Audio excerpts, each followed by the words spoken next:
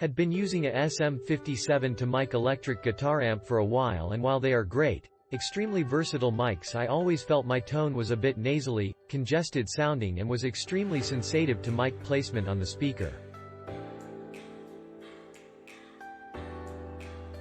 So I figured I'd give this a try. Much more airy, natural amp sounding tone to my ears, and sounds pretty much the same no matter where you put the mic. This review is not a knock on SM57. There's a reason they're pretty much the standard. But to me and my ears, the E609 just sounded more like what I wanted to hear in my ears coming from my amp. Very transparent mic. I love that what I record with it sounds like what I am hearing. Works well with higher volumes.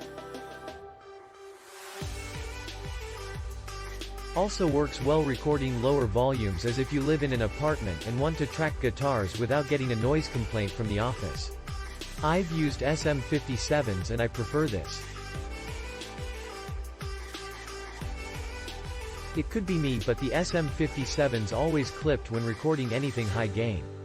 These are very easy to set up and use. To me it's as easy as direct recording, and the sound quality is better than VST or a processor. I use the E609 primarily to mic 50W Marshall head with JCM 900 4x12 cab in combination with a Shure SM57. I find it to be brighter and more transparent than the darker sound captured by the Shure. If I could only use one, I'd go with the Sennheiser E609 over the Shure SM57, because the tone sounds more natural anywhere on the speaker, requires less EQ tweaking, and needs no stand. That said, the two mics work very well together. This mic is an excellent value. I wish I had purchased one years ago. Signal chain for this review: Sennheiser E609 Art Tube Mic Preamp, Tascam 388 Analog 8-track. Awesome mic for a guitar amp, cab. I use it to keep our electric guitarist amp down low, then mic him so our stage volume can be much lower and he can still get all the volume he needs through the mixing desk and his aux send to his IEM. Using a Fender Blues Junior amp, I compared the tonal response between the E609 and a Shure SM57. The E609 has slightly higher mid-range response and a better humbucking quality to it, but the SM57 captures a large range of frequencies, particularly for cleaner guitar sounds. i.e., makes the sound a little fuller.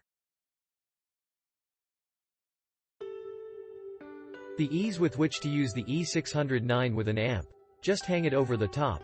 I use Velcro to keep it in place, is a plus, however.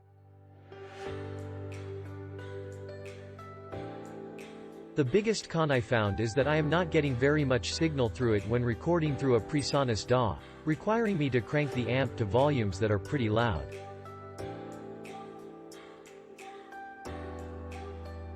The SM57 wins in that aspect, but not by much. Decent mic, but probably not the answer in the quest for the greatest tone ever.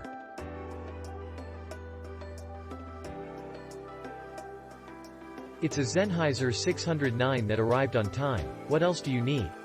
Seriously, if you're a guitarist and you're thinking of getting your own mic for your amp, this is your guy. I am a huge fan of Shure, and the SM57 can double as a work hammer, but I prefer the 609 cause I don't need to carry a stand. ABA 609 and 57, their going sounds ridiculously close. I've been using this mic on gigs for the last year as a drop mic in front of my guitar amp. It sounds great. It doesn't compromise the tone, and I think even enhances the tone. For $80 this mic was a steal. I love my trainer amp, and this mic really captures the tone pretty much exactly as it sounds out of the speaker. It's really easy to set up and requires no stand, so works exactly as advertised, though the cord does twist up a little, so I find it works best with some masking tape applied to hold it in place. I've even tried it as a vocal mic and it's doable, but I wouldn't necessarily recommend it for that. I compared against an SM57 and I think this one sounded slightly better and is easier to use as well. This mic really is all it's cracked up to be. Buy it.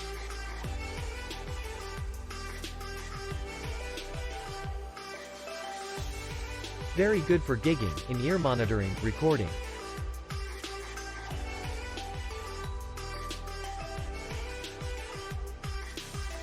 Click link in description for more reviews.